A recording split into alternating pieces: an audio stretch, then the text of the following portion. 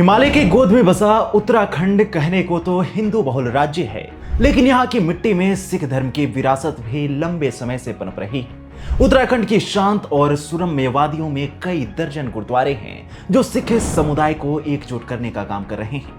मशहूर गुरुद्वारा श्री हेमकुंड साहिब जी भी इसी राज्य में स्थित हैं, जहां हर रोज हजारों लोग पहुंचते हैं। सिख उत्तराखंड की आबादी का करीब 2.5% है और रुद्रपुर जैसे उत्तराखंड के कई शहर अब पूरी तरह से मिनी पंजाब बन चुके हैं।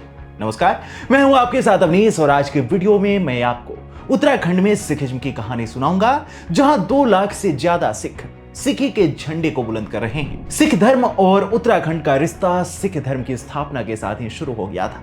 जब प्रथम गुरु नानक देव जी ने अपनी उदासियों की शुरुआत की तो वो न केवल भारत बल्कि विश्व के कई कोनों में गए।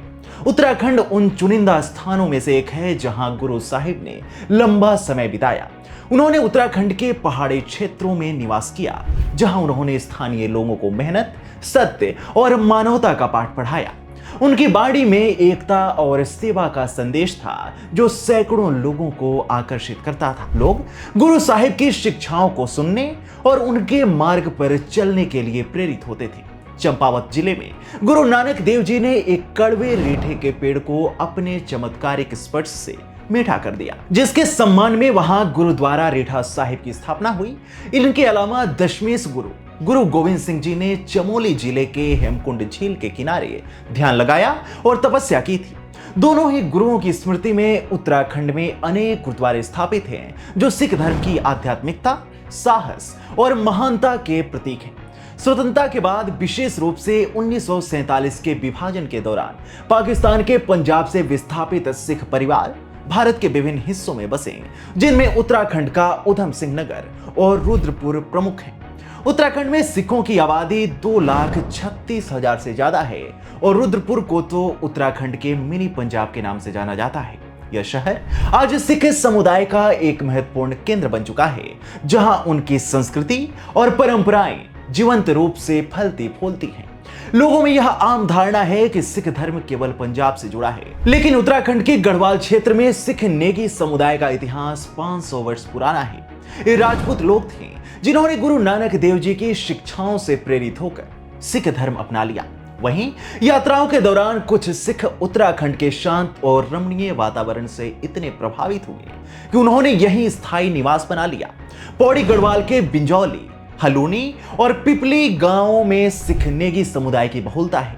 यह समुदाय गुरु साधना के साथ साथ अपने राजपूत पूर्वजों की परंपराओं को निभाते हुए देवी देवताओं की पूजा भी करता है।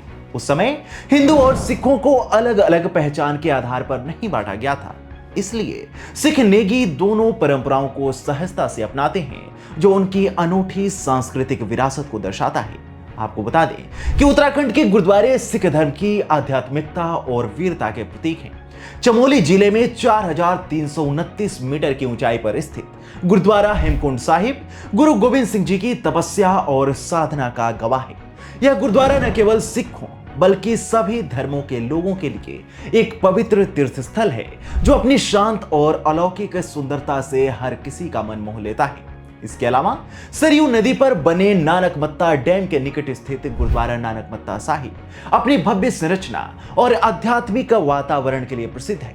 यह गुरुद्वारा साल भर श्रद्धालुओं को आकर्षित करता है।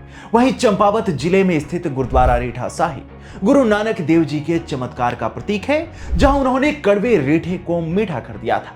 यह गुरुद्वारा सिख धर्म की करुणा और सेवा भावना को दर्शाता है। इसके अलावा गुरुद्वारा हेमकुंड साहिब के निकट घांघरिया गांव में स्थित गुरुद्वारा गोविंद धाम जैसे अन्य गुरुद्वारे उत्तराखंड में सिख धर्म के साहस, परोपकार और मानव सेवा की भावना को जीवंत रखते हैं।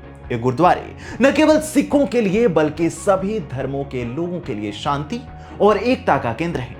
उत्तराखंड में स्थित अनगिनत गुरुद्वारे सिखी की गौरवशाली कहानी कहते हैं, जो इस देवभूमि को और भी पवित्र बनाते हैं।